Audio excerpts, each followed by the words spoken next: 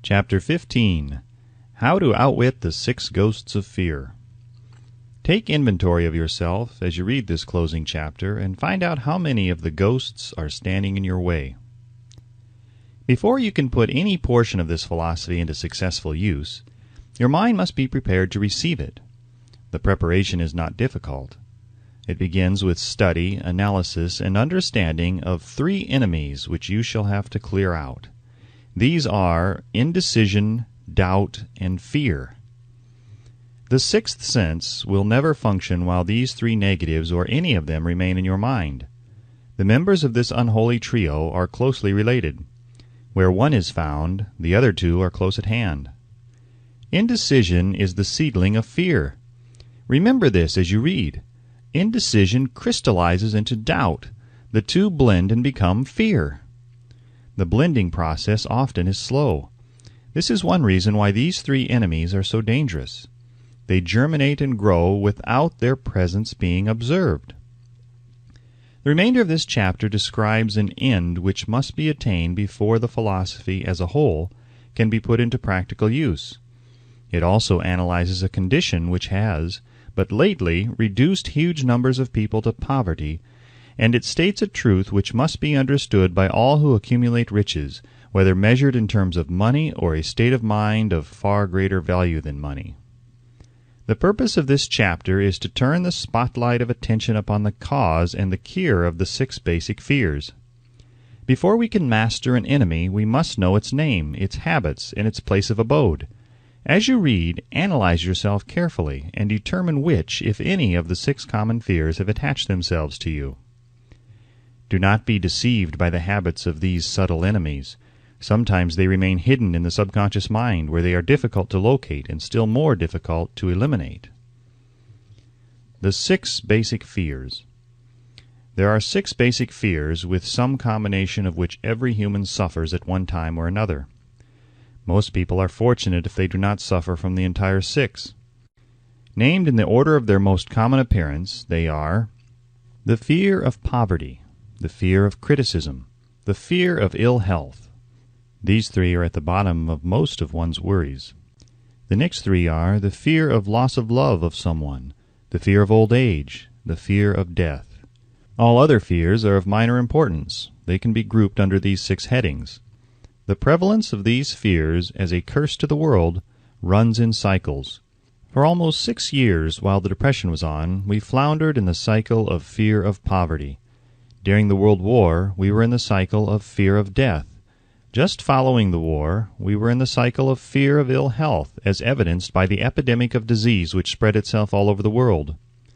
Fears are nothing more than states of mind. One state of mind is subject to control and direction. Physicians, as everyone knows, are less subject to attack by disease than ordinary laymen, for the reason that physicians do not fear disease.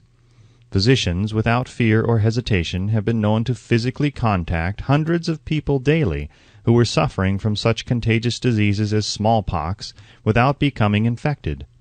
Their immunity against the disease consisted largely, if not solely, in their absolute lack of fear.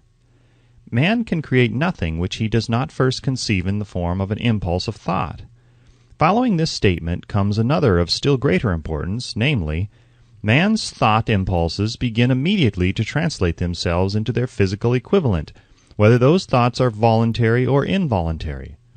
Thought impulses which are picked up through the ether by mere chance, thoughts which have been released by other minds, may determine one's financial, business, professional, or social destiny just as surely as do the thought impulses which one creates by intent and design. We are here laying the foundation for the presentation of a fact of great importance to the person who does not understand why some people appear to be lucky, while others of equal or greater ability, training, experience, and brain capacity seem destined to ride with misfortune. This fact may be explained by the statement that every human being has the ability to completely control his own mind, and with this control, obviously, every person may open his mind to the tramp thought impulses which are being released by other brains, or close the doors tightly and admit only thought impulses by his own choice. Nature has endowed man with absolute control over but one thing, and that is thought. This fact, coupled with the additional fact that everything which man creates begins in the form of thought, leads one very near to the principle by which fear may be mastered. If it is true that all thought has a tendency to clothe itself in its physical equivalent, and this is true beyond any reasonable room for doubt, it is equally true that thought impulses of fear and poverty can be translated into terms of courage and financial gain. The people of America began to think of poverty following the Wall Street crash of 1929. Slowly but surely that mass thought was crystallized into its physical equivalent, which was known as a depression. This had to happen. It is in conformity with the laws of nature. The fear of poverty. There can be no compromise between poverty and riches. The two roads that lead to poverty and riches travel in opposite directions. If you want riches, you must refuse to accept any circumstance that leads towards poverty. The word riches here is used in its broadest sense, meaning financial, spiritual, mental, and material estates. The starting point of the path that leads to riches is desire. In Chapter 1, you received full instructions for the proper use of desire. In this chapter, on fear, you have complete instructions for preparing your mind to make practical use of desire. Here, then, is the place to give yourself a challenge which will definitely determine how much of this philosophy you have absorbed. Here is the point at which you can turn prophet and foretell accurately what the future holds in store for you. If, after reading this chapter, you are willing to accept poverty, you may as well make up your mind to receive poverty. This is one decision you cannot avoid. If you demand riches, determine what form and how much will be required to satisfy you. You know the road that leads to riches. You have been given a road map which, if followed, will keep you on that road. If you neglect to make the start or stop before you arrive, no one will be to blame but you. This responsibility is yours. No alibi will save you from accepting the responsibility if you now fail or refuse to demand riches of life, because the acceptance calls for but one thing, incidentally, the only thing you can control, and that is a state of mind. A state of mind is something that one assumes. It cannot be purchased. It must be created. Fear of poverty is a state of mind, nothing else. But it is sufficient to destroy one's chances of achievement in any undertaking, a truth which became painfully evident during the Depression. This fear paralyzes the faculty of reason, destroys the faculty of imagination, kills off self-reliance, undermines enthusiasm, discourages initiative, leads to uncertainty of purpose, encourages procrastination, wipes out enthusiasm, and makes self-control an impossibility. It takes the charm from one's personality, destroys the possibility of accurate thinking, diverts concentration of effort, it masters persistence, turns the willpower into nothingness, destroys ambition, beclouds the memory, and invites failure in every conceivable form. It kills love and assassinates the finer emotions of the heart, discourages friendship and invites disaster in 100 forms, leads to sleeplessness, misery, and unhappiness. And all of this despite the obvious truth that we live in a world of overabundance of everything the heart could desire, with nothing standing between us and our desires excepting lack of a definite purpose. The fear of poverty is, without doubt, the most destructive of the 6 basic fears. It has been placed at the head of the list because it is the most difficult to master. Considerable courage is required to state the truth about the origin of this fear, and still greater courage to accept the truth after it has been stated. The fear of poverty grew out of man's inherited tendency to prey upon his fellow man economically. Nearly all animals lower than man are motivated by instinct, but their capacity to think is limited. Therefore, they prey upon one another physically. Man, with his superior sense of intuition, with the capacity to think and to reason, does not eat his fellow man bodily. He gets more satisfaction out of eating him financially. Man is so avaricious that every conceivable law has been passed to safeguard him from his fellow man. Of all the ages of the world of which we know anything, the age in which we live seems to be one that is outstanding because of man's money madness. A man is considered less than the dust of the earth unless he can display a fat bank account. But if he has money, never mind how he acquired it. He is a king or a big shot. He is above the law. He rules in politics. He dominates in business, and the whole world about him bows in respect when he passes. Nothing brings man so much suffering and humility as poverty. Only those who have experienced poverty understand the full meaning of this. It is no wonder that man fears poverty. Through a long line of inherited experiences, man has learned, for sure, that some men cannot be trusted where matters of money and earthly possessions are concerned. This is a rather stinging indictment, the worst part of it being that it is true. The majority of marriages are motivated by the wealth possessed by one or both of the contracting parties. It is no wonder, therefore, that the divorce courts are busy. So eager is man to possess wealth that he will acquire it in whatever manner he can, through legal methods if possible, through other methods if necessary or expedient. Self-analysis may disclose weaknesses which one does not like to acknowledge. This form of examination is essential to all who demand of life more than mediocrity and poverty. Remember as you check yourself point by point that you are both the court and the jury, the prosecuting attorney and the attorney for the defense, and that you are the plaintiff and the defendant, also that you are on trial. Face the facts squarely. Ask yourself definite questions and demand direct replies. When the examination is over, you will know more about yourself. If you do not feel that you can be an impartial judge in this self-examination, call upon someone who knows you well to serve as judge while you cross-examine yourself. You are after the truth. Get it, no matter at what cost, even though it may temporarily embarrass you. The majority of people, if asked what they fear most, would reply, "I fear nothing." The reply would be inaccurate, because few people realize that they are bound, handicapped, whipped spiritually and physically through some form of fear. So subtle and deeply seated is the emotion of fear that one may go through life burdened with it, never recognizing its presence. Only a courageous analysis will disclose the presence of this universal enemy. When you begin such an analysis, search deeply into your character. Here is a list of the symptoms for which you should look. Symptoms of the fear of poverty. Indifference, commonly expressed through lack of ambition, willingness to tolerate poverty. Acceptance of whatever compensation life may offer without protest. Mental and physical laziness, lack of initiative, imagination, enthusiasm, and self-control. Indecision, the habit of permitting others to do one's thinking, staying on the fence. Doubt, generally expressed through alibis and excuses designed to cover up, explain away, or apologize for one's failures, sometimes expressed in the form of envy of those who are successful or by criticizing them. Worry, usually expressed by finding fault with others, a tendency to spend beyond one's income, neglect of personal appearance, scowling and frowning, intemperance in the use of alcoholic drink, sometimes through the use of narcotics, nervousness, lack of poise, self-consciousness, and lack of self-reliance. Over-caution, the habit of looking for the negative side of every circumstance, thinking and talking of possible failure instead of concentrating upon the means of succeeding, knowing all the roads to disaster but never searching for the plans to avoid failure, waiting for the right time to begin putting ideas and plans into action, until the waiting becomes a permanent habit, remembering those who have failed and forgetting those who have succeeded, seeing the hole in the donut but overlooking the donut, pessimism leading to indigestion, poor elimination, auto-intoxication, bad breath, and bad disposition.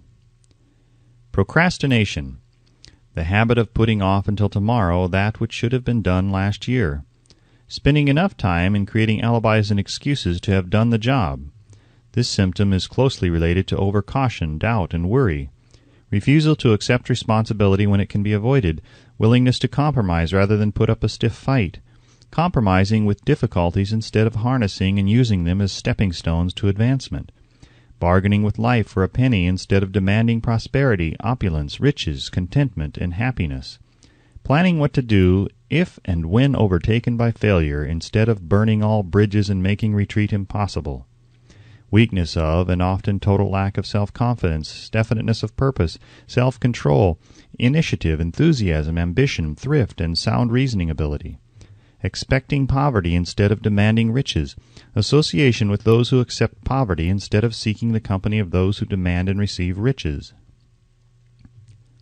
Money talks.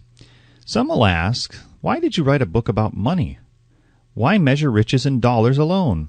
Some will believe, and rightly so, that there are other forms of riches more desirable than money. Yes, there are riches which cannot be measured in terms of dollars, but there are millions of people who will say, "Give me all the money I need and I will find everything else I want." The major reason why I wrote this book on how to get money is the fact that the world has but lately passed through an experience that left millions of men and women paralyzed with the fear of poverty. What this sort of fear does to one was well described by Westbrook Pegler in the New York World Telegram as follows. Money is only clamshells or metal discs or scraps of paper, and there are treasures of the heart and soul which money cannot buy. But most people, being broke, are unable to keep this in mind and sustain their spirits. When a man is down and out and on the street, unable to get any job at all, something happens to his spirit which can be observed in the droop of his shoulders, the set of his hat, his walk, and his gaze. He cannot escape a feeling of inferiority among people with regular employment, even though he knows they are definitely not his equals in character, intelligence, or ability.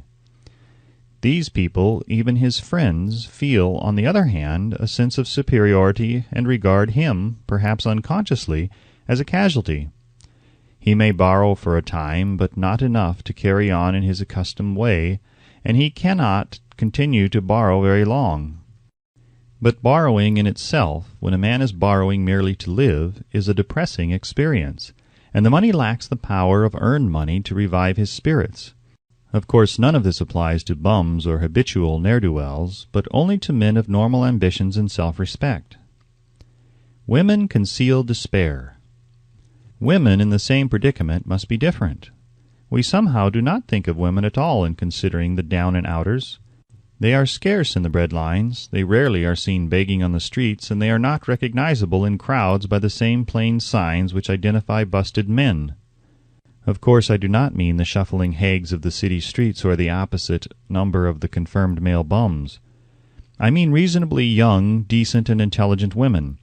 There must be many of them, but their despair is not apparent. When a man is down and out, he has time on his hands for brooding. He may travel miles to see a man about a job and discover that the job is filled, or that it is one of those jobs with no base pay but only a commission on the sale of some useless knick-knack which nobody would buy except out of pity. Turning that down, he finds himself back on the street with nowhere to go but just anywhere. So he walks and walks. He gazes into store windows at luxuries which are not for him, and feels inferior and gives way to people who stop to look with an active interest. He wanders into the railroad station or puts himself down in the library to ease his legs and soak up a little heat, but that isn't looking for a job, so he gets going again. He may not know it, but his aimlessness would give him away, even if the very lines of his figure did not. He may be well dressed in the clothes left over from the days when he had a steady job, but the clothes cannot disguise the droop. Money makes difference. He sees thousands of other people, bookkeepers or clerks or chemists or wagon hands, busy at their work, and envies them from the bottom of his soul. They have their independence, their self-respect and manhood, and he simply cannot convince himself that he is a good man too, though he argue it out and arrive at a favorable verdict hour after hour. It is just money which makes this difference in him. With a little money he would be himself again. Some employers take the most shocking advantage of people who are down and out. The agencies hang out little colored cards offering miserable wages to busted men. $12 a week, $15 a week, an $18 a week job is a plum, and anyone with a $25 a week to offer does not hang the job in front of an agency on a colored card.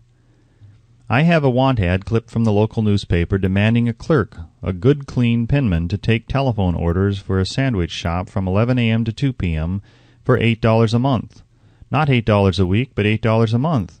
The ad says also, state religion. Can you imagine the brutal effrontery of anyone who demands a good clean penman for 11 cents an hour, inquiring into the victim's religion? But that is what busted people are offered. The fear of criticism. Just how man originally came by this fear no one can state definitely, but one thing is certain.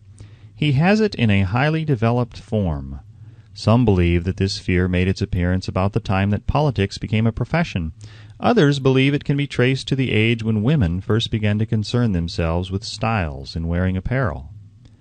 The author, being neither a humorist nor a prophet, is inclined to attribute the basic fear of criticism to that part of man's inherited nature which prompts him not only to take away his fellow man's goods and wares, but to justify his action by criticism of his fellow man's character. It is a well-known fact that a thief will criticize the man from whom he steals, that politicians seek office not by displaying their own virtues and qualifications, but by attempting to besmirch their opponents. The fear of criticism takes on many forms, the majority of which are petty and trivial. Men obviously fear criticism, but it must not be supposed that women are free from this fear. If any woman claims to be superior to man with reference to this fear, ask her to walk down the street wearing a hat of the vintage of 1890. The astute manufacturers of clothing have not been slow to capitalize this basic fear of criticism, with which all mankind has been cursed. Every season the styles in many articles of wearing apparel change. Who establishes the styles? Certainly not the purchaser of clothing, but the manufacturer. Why does he change styles so often? The answer is obvious. He changes the styles so he can sell more clothes. For the same reason, the manufacturers of automobiles, with a few rare and very sensible exceptions, change styles of models every season. No man wants to drive an automobile which is not of the latest style, although the older model may actually be the better car. We have been describing the manner in which people behave under the influence of fear of criticism, as applied to the small and petty things of life. Let us now examine human behavior when this fear affects people in connection with the more important events of human relationship. Take, for example, practically any person who has reached the age of mental maturity, from 35 to 40 years of age as a general average, and if you could read the secret thoughts of his mind, you would find a very decided disbelief in most of the fables taught by the majority of the dogmatists and theologians of a few decades back. Not often, however, you will find a person who has the courage to openly state his belief on this subject. Most people will, if pressed far enough, tell a lie rather than admit that they do not believe the stories associated with that form of religion which held people in bondage prior to the age of scientific discovery and education. Why does the average person, even in this day of enlightenment, shy away from denying his belief in the fables which were the basis of most of the religions a few decades ago? The answer is because of the fear of criticism. Men and women have been burned at the stake for daring to express disbelief in ghosts. It is no wonder we have inherited a consciousness which makes us fear criticism. The time was, and not so far in the past, when criticism carried severe punishments. It still does in some countries. The fear of criticism robs man of his initiative, destroys his power of imagination, limits his individuality, takes away his self-reliance, and does him damage in 100 other ways. Parents often do their children irreparable injury by criticizing them. The mother of one of my boyhood chums used to punish him with a switch almost daily, always completing the job with the statement, "You'll land in the penitentiary before you are 20. He was sent to a reformatory at the age of 17. Criticism is one form of service of which everyone has too much. Everyone has a stock of it which is handed out gratis, whether called for or not. One's nearest relatives often are the worst offenders. It should be recognized as a crime. In reality, it is a crime of the worst nature. For any parent to build inferiority complexes in the mind of a child through unnecessary criticism. Employers who understand human nature get the best there is in men, not by criticism, but by constructive suggestion. Parents may accomplish the same results with their children. Criticism will plant fear in the human heart or resentment, but it will not build love or affection. Symptoms of the fear of criticism.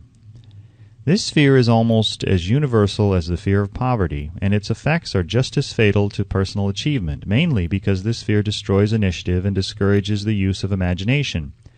The major symptoms of the fear are anxiousness, generally expressed through nervousness, timidity in conversation and in meeting strangers, awkward moments of the hands and limbs, shifting of the eyes. Lack of poise. expressed through lack of voice control, nervousness in the presence of others, poor posture of body, poor memory.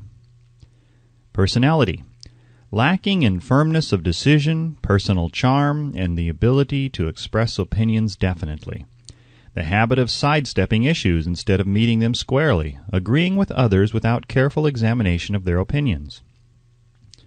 Inferiority complex.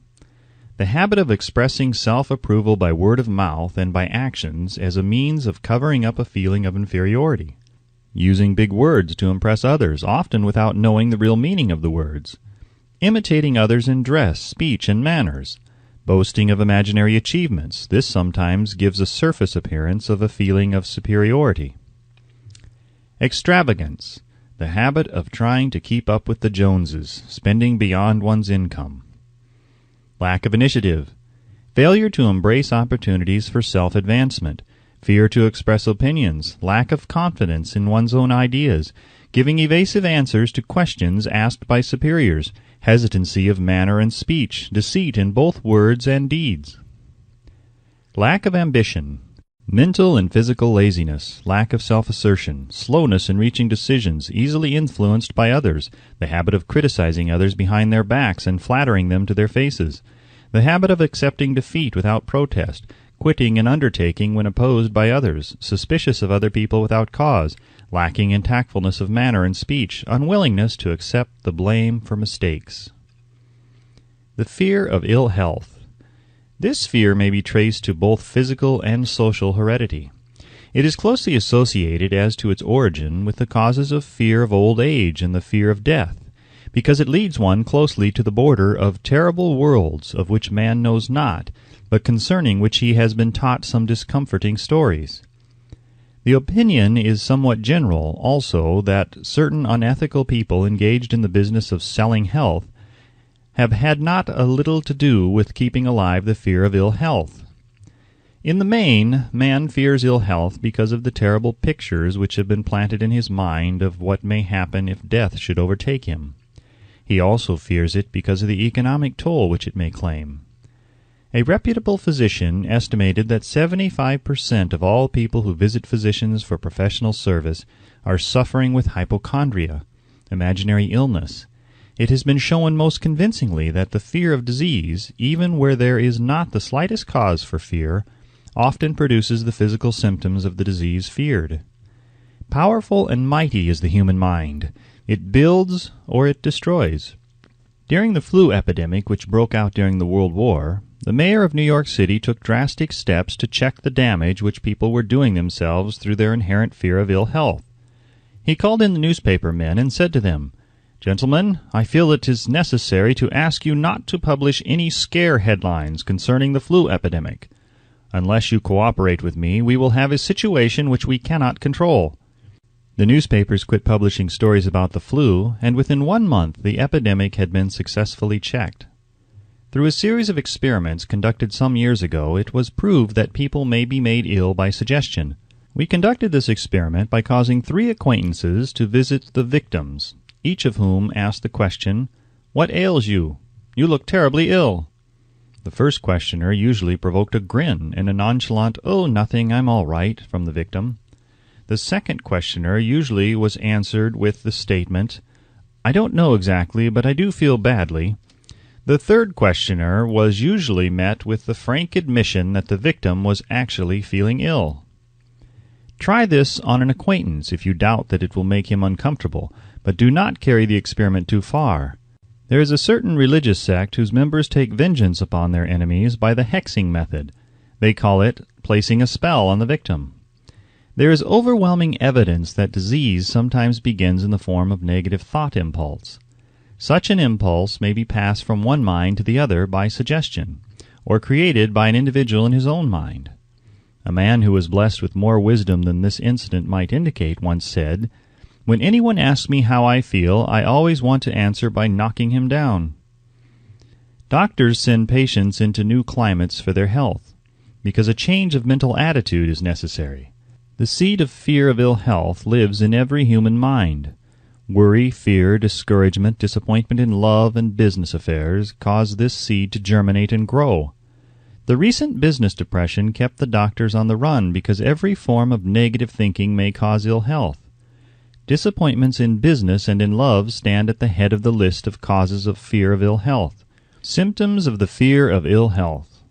The symptoms of this almost universal fear are autosuggestion, the habit of negative use of self-suggestion by looking for and expecting to find the symptoms of all kinds of disease. Enjoying imaginary illness and speaking of it as being real. The habit of trying all fads and isms recommended by others as having therapeutic value.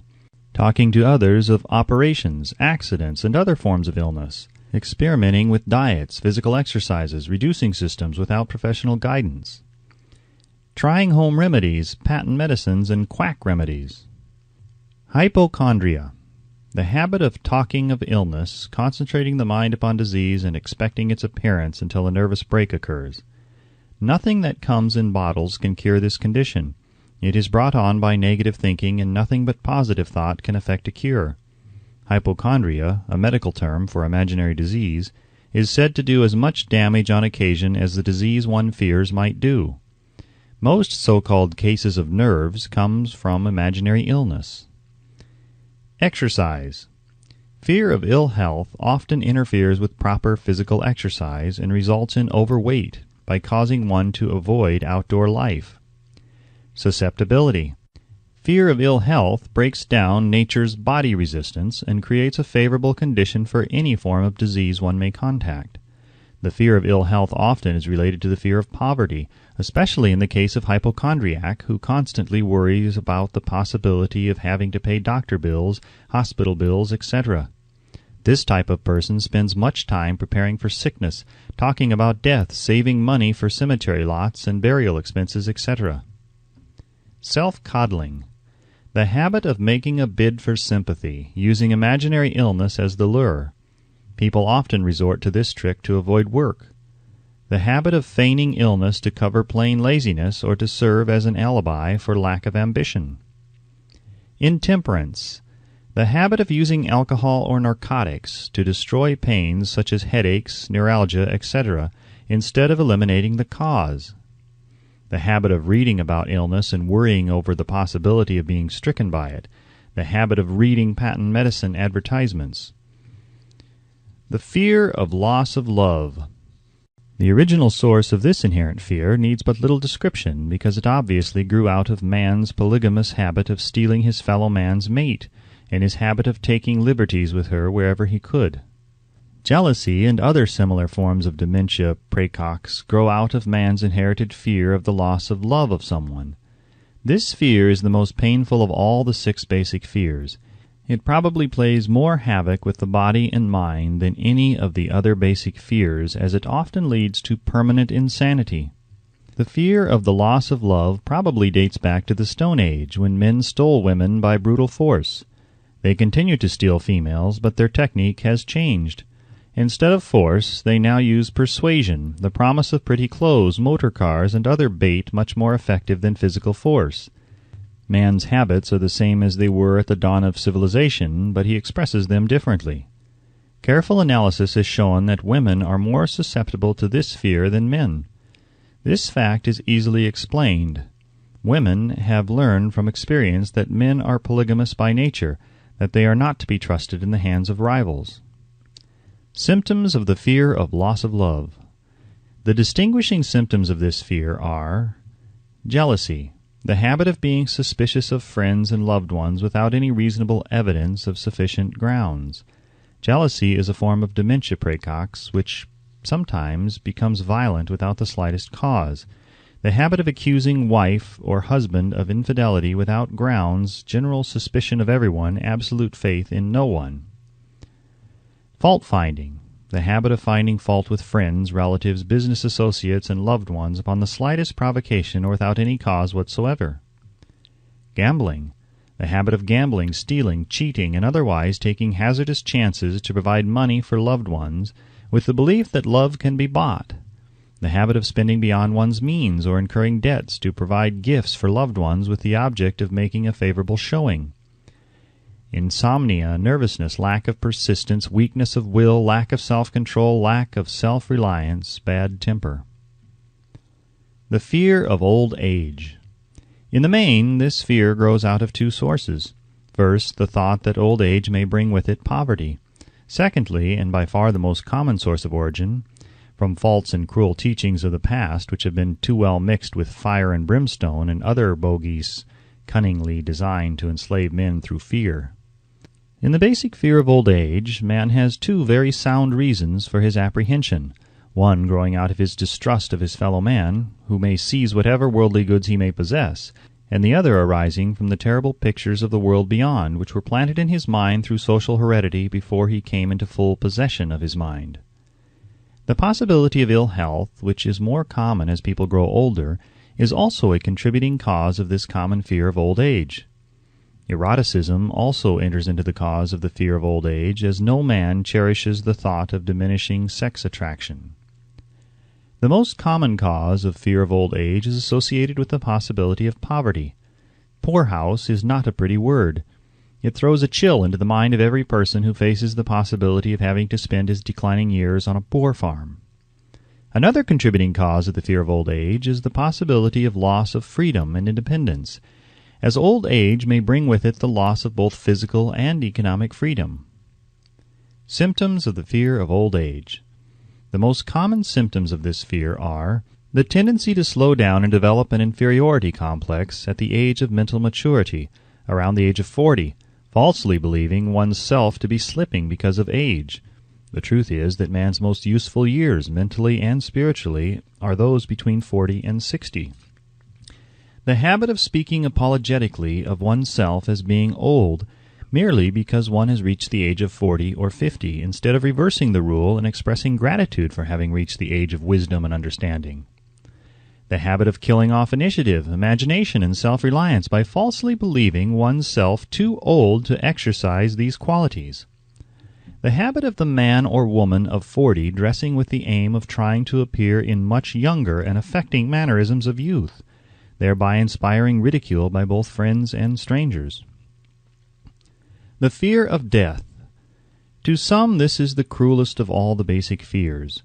The reason is obvious. The terrible pangs of fear associated with the thought of death, in the majority of cases, may be charged directly to religious fanaticism.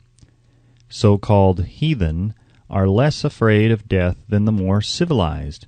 For hundreds of millions of years, man has been asking the still unanswered questions: whence and whither? Where did I come from, and where am I going? During the darker ages of the past, the more cunning and crafty were not slow to offer the answer to these questions for a price. Witness now the major source of origin of the fear of death. Come into my tent, embrace my faith, accept my dogmas, and I will give you a ticket that will admit you straightway into heaven when you die, cries a leader of sectarianism. Remain out of my tent, says the same leader, and may the devil take you and burn you throughout eternity. Eternity is a long time. Fire is a terrible thing. The thought of eternal punishment with fire not only causes man to fear death, it often causes him to lose his reason. It destroys interest in life and makes happiness impossible. During my research, I reviewed a book entitled A Catalogue of the Gods, in which were listed the 30,000 gods which man has worshipped. Think of it! 30,000 of them, represented by everything from a crawfish to a man. It is little wonder that men have become frightened at the approach of death. While the religious leader may not be able to provide safe conduct into heaven, nor by lack of such provision allow the unfortunate to descend into hell, the possibility of the latter seems so terrible that the very thought of it lays hold of the imagination in such a realistic way that it paralyzes reason and sets up the fear of death. In truth, no man knows, and no man has ever known, what heaven or hell is like, nor does any man know if either place actually exists. This lack of positive knowledge opens the door of the human mind to the charlatan, so he may enter and control that mind with his stock of legerdemain and various brands of pious fraud and trickery. The fear of death is not as common now as it was during the age when there were no great colleges and universities. Men of science have turned the spotlight of truth upon the world, and this truth is rapidly freeing men and women from this terrible fear of death. The young men and young women who attend the colleges and universities are not easily impressed by fire and brimstone. Through the aid of biology, astronomy, geology, and other related sciences, the fear of the Dark Ages, which gripped the minds of men and destroyed their reason, has been dispelled. Insane asylums are filled with men and women who have gone mad because of the fear of death. This fear is useless. Death will come, no matter what anyone may think about it. Accept it as a necessity and pass the thought out of your mind. It must be a necessity, or it would not come to at all. Perhaps it is not as bad as it has been pictured. The entire world is made up of only two things, energy and matter. In elementary physics we learn that neither matter nor energy, the only two realities known to man, can be created nor destroyed. Both matter and energy can be transformed, but neither can be destroyed. Life is energy, if it is anything. If neither energy nor matter can be destroyed, of course life cannot be destroyed. Life, like other forms of energy, may be passed through various processes of transition or change, but it cannot be destroyed. Death is mere transition. If death is not mere change or transition, then nothing comes after death except a long, eternal, peaceful sleep, and sleep is nothing to be feared. Thus you may wipe out forever the fear of death. Symptoms of the fear of death. The general symptoms of this fear are the habit of thinking about dying instead of making the most of life, due generally to lack of purpose or lack of a suitable occupation. This fear is more prevalent among the aged, but sometimes the more youthful are victims of it. The greatest of all remedies for the fear of death is a burning desire for achievement, backed by useful service to others. A busy person seldom has time to think about dying. He finds life too thrilling to worry about death. Sometimes the fear of death is closely associated with the fear of poverty, where one's death would leave loved ones poverty-stricken. In other cases, the fear of death is caused by illness and the consequent breaking down of physical body resistance. The commonest causes of the fear of death are ill health, poverty, lack of appropriate occupation, disappointment over love, insanity, and religious fanaticism. Old man worry. Worry is a state of mind based upon fear. It works slowly but persistently. It is insidious and subtle. Step by step it digs itself in until it paralyzes one's reasoning faculty, destroys self-confidence and initiative. Worry is a form of sustained fear caused by indecision, and therefore it is a state of mind which can be controlled. An unsettled mind is helpless. Indecision makes an unsettled mind. Most individuals lack the willpower to reach decisions promptly and to stand by them after they have been made, even during normal business conditions. During periods of economic unrest, such as the world recently experienced, the individual is handicapped, not alone by his inherent nature to be slow at reaching decisions, but he is influenced by the indecision of others around him who have created a state of mass indecision. During the Depression, the whole atmosphere all over the world was filled with pharynxa and worryitis, the two mental disease germs which began to spread themselves after the Wall Street frenzy in 1929. There is only one known antidote for these germs. It is the habit of prompt and firm decision. Moreover, it is an antidote which every individual must apply for himself. We do not worry over conditions once we have reached a decision to follow a definite line of action. I once interviewed a man who was to be electrocuted 2 hours later. The condemned man was the calmest of some 8 men who were in the death cell with him. His calmness prompted me to ask him how it felt to know that he was going into eternity in a short while. With a smile of confidence on his face, he said, "It feels fine. Just think, brother, my troubles will soon be over. I have had nothing but trouble all my life. It has been a hardship to get food and clothing. Soon I will not need these things. I have felt fine ever since I learned for certain that I must die. I made up my mind then to accept my fate in good spirit." As he spoke, he devoured a dinner of proportions sufficient for 3 men, eating every mouthful of the food brought to him, and apparently enjoying it as much as if no disaster awaited him. Decision gave this man resignation to his fate. Decision can also prevent one's acceptance of undesired circumstances. The 6 basic fears become translated into a state of worry through indecision. Relieve yourself forever of the fear of death by reaching a decision to accept death as an inescapable event. Whip the fear of poverty by reaching a decision to get along with whatever wealth you can accumulate without worry. Put your foot upon the neck of the fear of criticism by reaching a decision not to worry about what other people think, do, or say. Eliminate the fear of old age by reaching a decision to accept it, not as a handicap, but as a great blessing which carries with it wisdom, self-control, and understanding not known to youth. Acquit yourself of the fear of ill health by the decision to forget symptoms. Master the fear of loss of love by reaching a decision to get along without love, if that is necessary. Kill the habit of worry in all its forms by reaching a general blanket decision that nothing which life has to offer is worth the price of worry. With this decision will come poise, peace of mind, and calmness of thought, which will bring happiness. A man whose mind is filled with fear not only destroys his own chances of intelligent action, but he transmits these destructive vibrations to the minds of all who come into contact with him, and destroys also their chances. Even a dog or a horse knows when its master lacks courage. Moreover, a dog or horse will pick up the vibrations of fear thrown off by its master and behave accordingly.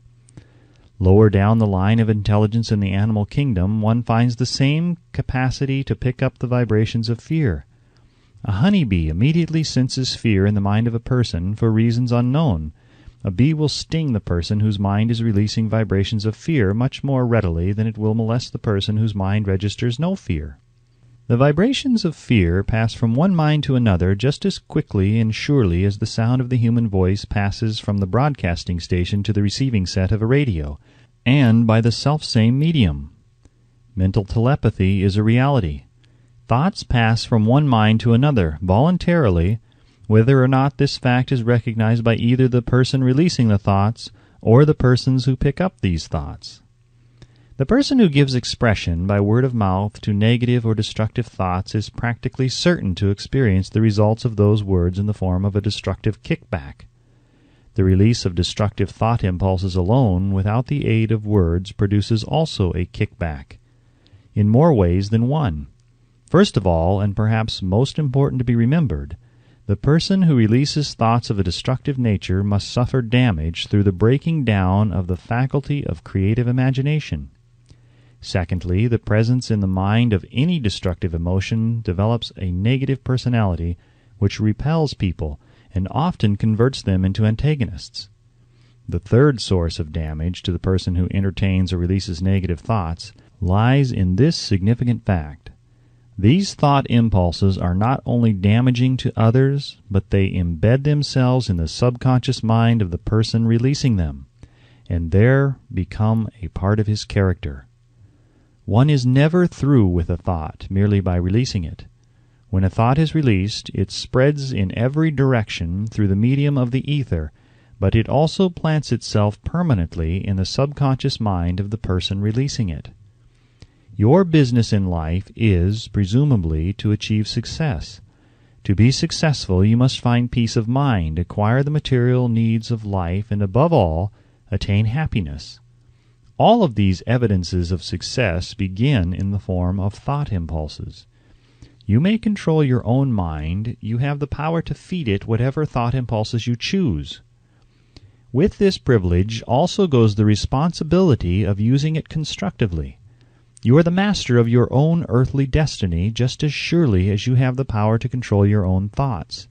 You may influence, direct, and eventually control your own environment, making your life what you want it to be. Or you may neglect to exercise the privilege which is yours, to make your life to order, thus casting yourself upon the broad sea of circumstance, where you will be tossed hither and yon like a chip on the waves of the ocean. The Devil's Workshop, the 7th basic evil. In addition to the 6 basic fears, there is another evil by which people suffer. It constitutes a rich soil in which the seeds of failure grow abundantly. It is so subtle that its presence often is not detected. This affliction cannot properly be classed as a fear. It is more deeply seated and more often fatal than all of the 6 fears. For want of a better name, let us call this evil susceptibility to negative influences. Men who accumulate great riches always protect themselves against this evil. The poverty-stricken never do. Those who succeed in any calling must prepare their minds to resist the evil. If you are reading this philosophy for the purpose of accumulating riches, you should examine yourself very carefully to determine whether you are susceptible to negative influences. If you neglect this self-analysis, you will forfeit your right to attain the object of your desires. Make the analysis searching. After you read the questions prepared for this self-analysis, hold yourself to a strict accounting in your answers. Go at the task as carefully as you would search for any other enemy you knew to be awaiting you in ambush, and deal with your own faults as you would with a more tangible enemy.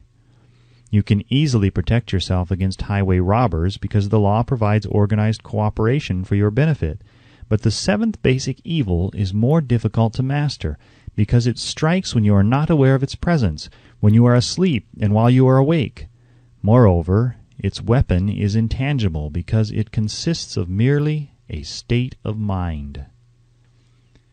This evil is also dangerous because it strikes in as many different forms as there are human experiences. Sometimes it enters the mind through the well-meant words of one's own relatives. At other times it bores from within through one's own mental attitude. Always it is as deadly as poison, even though it may not kill as quickly. How to protect yourself against negative influences. To protect yourself against negative influences, whether of your own making or the result of the activities of negative people around you, recognize that you have a willpower and put it to constant use until it builds a wall of immunity against negative influences in your own mind.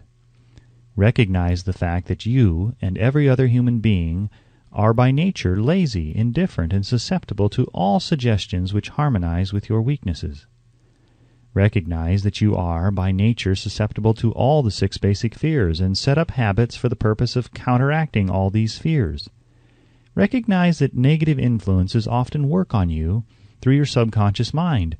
Therefore, they are difficult to detect, and keep your mind closed against all people who depress or discourage you in any way. Clean out your medicine chest. Throw away all pill bottles that have not been prescribed by doctors, and stop pandering to colds, aches, pains, and imaginary illness. Deliberately seek the company of people who influence you to think and act for yourself. Do not expect troubles, as they have a tendency not to disappoint. Without doubt, the most common weakness of all human beings is the habit of leaving their minds open to the negative influence of other people. This weakness is all the more damaging because most people do not recognize that they are cursed by it, and many who acknowledge it neglect or refuse to correct the evil until it becomes an uncontrollable part of their daily habits. To aid those who wish to see themselves as they really are, the following list of questions has been prepared. Read the questions and state your answers aloud, so you can hear your own voice. This will make it easier for you to be truthful with yourself. Self-analysis test questions. Do you complain often of feeling bad, and if so, what is the cause? Do you find fault with other people at the slightest provocation? Do you frequently make mistakes in your work, and if so, why? Are you sarcastic and offensive in your conversation? Do you deliberately avoid the association of anyone, and if so, why?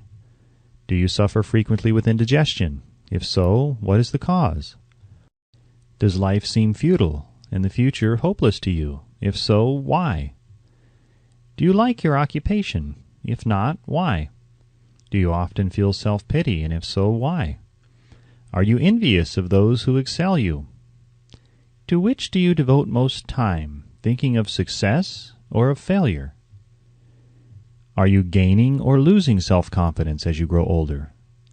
Do you learn something of value from all mistakes? Are you permitting some relative or acquaintance to worry you? If so, why?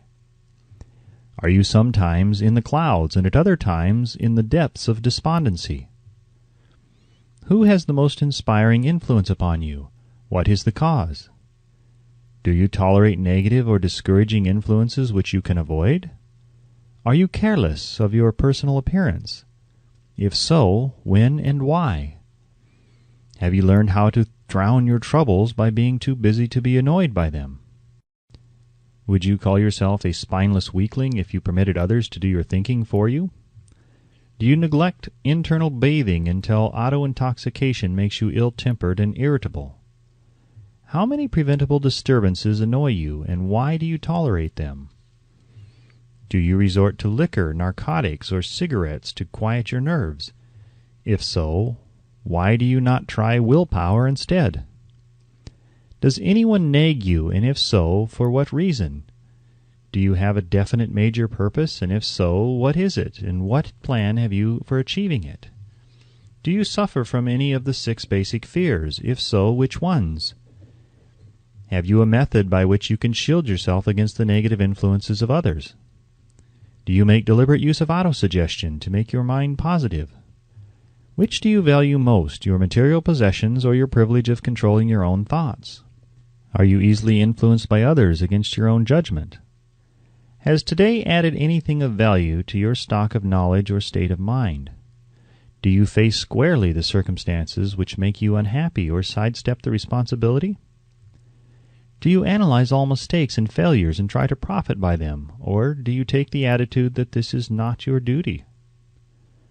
Can you name 3 of your most damaging weaknesses? What are you doing to correct them? Do you encourage other people to bring their worries to you for sympathy? Do you choose from your daily experiences lessons or influences which aid in your personal advancement? Does your presence have a negative influence on other people as a rule? What habits of other people annoy you most? Do you form your own opinions or permit yourself to be influenced by other people? Have you learned how to create a mental state of mind with which you can shield yourself against all discouraging influences? Does your occupation inspire you with faith and hope? Are you conscious of possessing spiritual forces of sufficient power to enable you to keep your mind free from all forms of fear?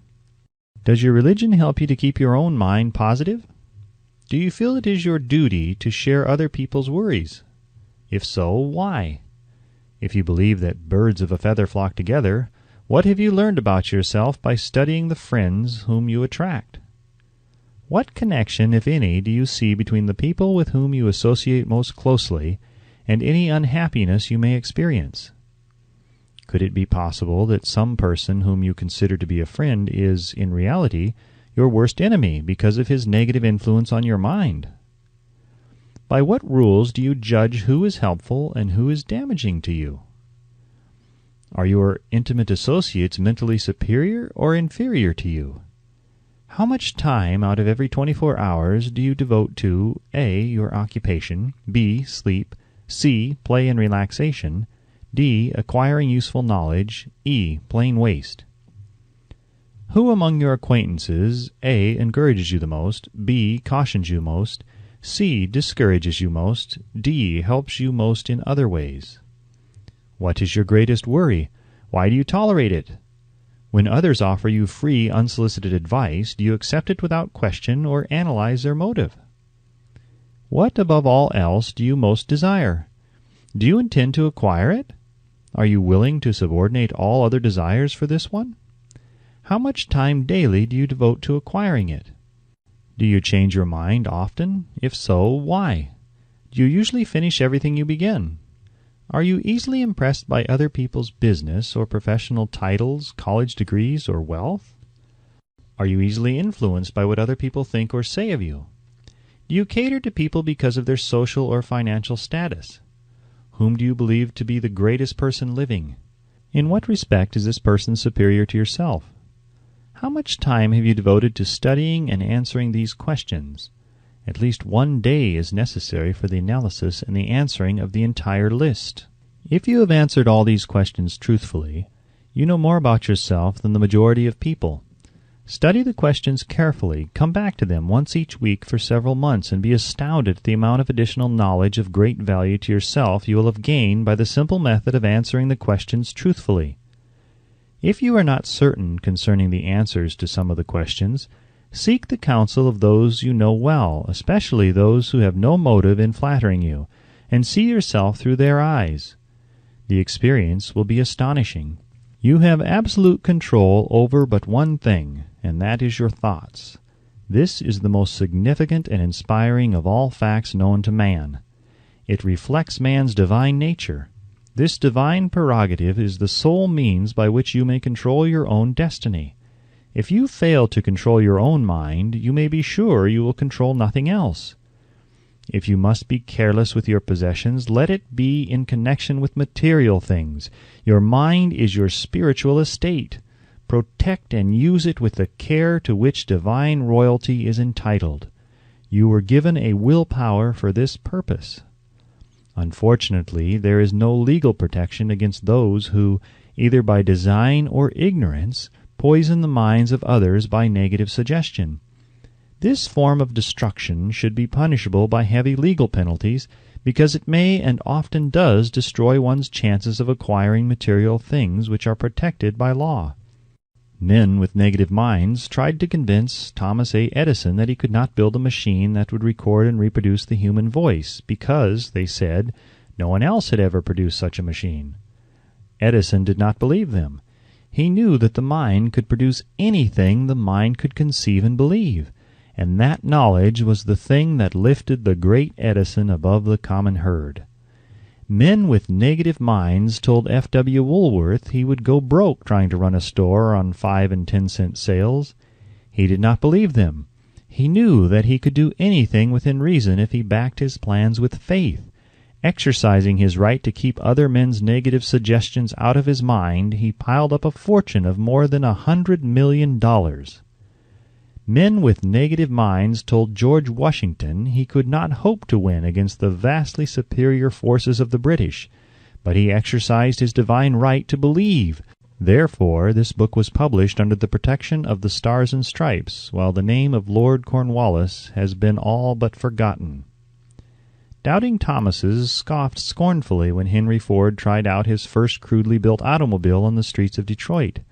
Some said the thing never would become practical. Others said no one would pay money for such a contraption. Ford said, "I'll belt the earth with dependable motor cars," and he did.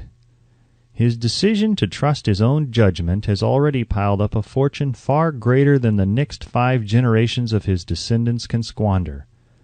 For the benefit of those seeking vast riches, let it be remembered that practically the sole difference between Henry Ford and the majority of more than 100,000 men who work for him is this: Ford has a mind and controls it. The others have minds which they do not try to control. Henry Ford has been repeatedly mentioned because he is an astounding example of what a man with a mind of his own and a will to control it can accomplish. His record knocks the foundation from under that time-worn alibi, "I never had a chance." Ford never had a chance either, but he created an opportunity and backed it with persistence until it made him richer than Croesus. Mind control is a result of self-discipline and habit. You either control your mind or it controls you. There is no hallway compromise. The most practical of all methods for controlling the mind is the habit of keeping it busy with a definite purpose, backed by a definite plan. Study the record of any man who achieves noteworthy success, and you will observe that he has control over his own mind, moreover that he exercises that control and directs it toward the attainment of definite objectives. Without this control, success is not possible. 57 Famous Alibis by Old Man If. People who do not succeed have one distinguishing trait in common. They know all the reasons for failure, and have what they believe to be airtight alibis to explain away their own lack of achievement. Some of these alibis are clever, and a few of them are justifiable by the facts. But alibis cannot be used for money. The world wants to know only one thing: have you achieved success? A character analyst compiled a list of the most commonly used alibis. As you read the list, examine yourself carefully and determine how many of these alibis, if any, are your own property. Remember, too, the philosophy presented in this book makes every one of these alibis obsolete. If I didn't have a wife and family, if I had enough pull, if I had money, if I had a good education, if I could get a job, if I had good health, if only I had time, if times were better, if other people understood me, if conditions around me were only different, if I could live my life over again, if I did not fear what they would say, if I had been given a chance, if I now had a chance, if other people didn't have it in for me, if nothing happens to stop me, if I were only younger, if I could only do what I want, if I had been born rich, if I could meet the right people, if I had the talent that some people have, if I dared assert myself, if I only had embraced past opportunities, if people didn't get on my nerves, if I didn't have to keep house and look after the children, if I could save money, if the boss only appreciated me, if I only had somebody to help me,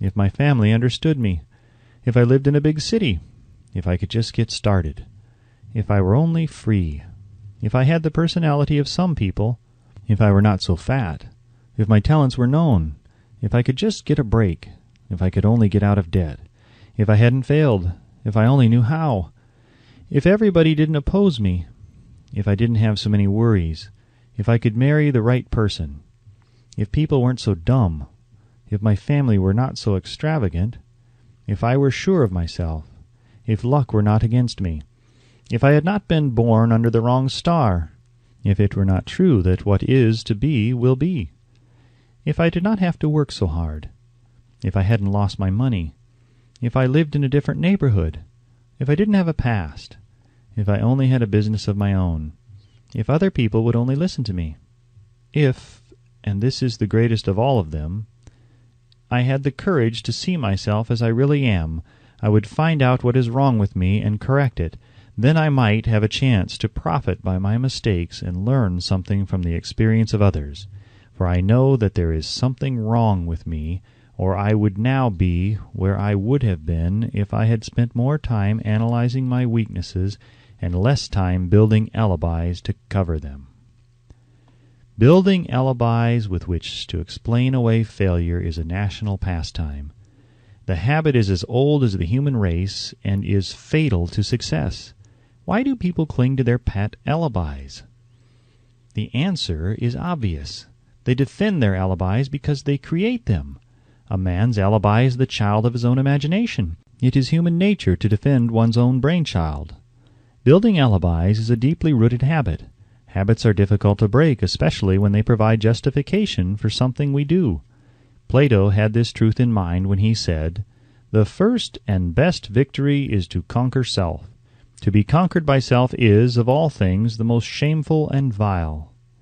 Another philosopher had the same thought in mind when he said, "It was a great surprise to me when I discovered that most of the ugliness I saw in others was but a reflection of my own nature."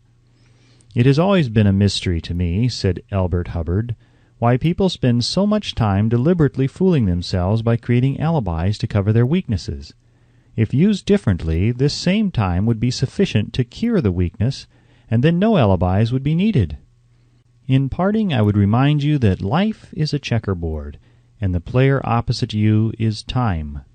If you hesitate before moving or neglect to move promptly, your men will be wiped off the board by time. You are playing against a partner who will not tolerate indecision. Previously, you may have had a logical excuse for not having forced life to come through with whatever you asked, but that alibi is now obsolete, because you are in possession of the master key that unlocks the door of life's bountiful riches. The master key is intangible, but it is powerful. It is the privilege of creating in your own mind a burning desire for a definite form of riches. There is no penalty for the use of the key, but there is a price you must pay if you do not use it. The price is failure. There is a reward of stupendous proportions if you put the key to use.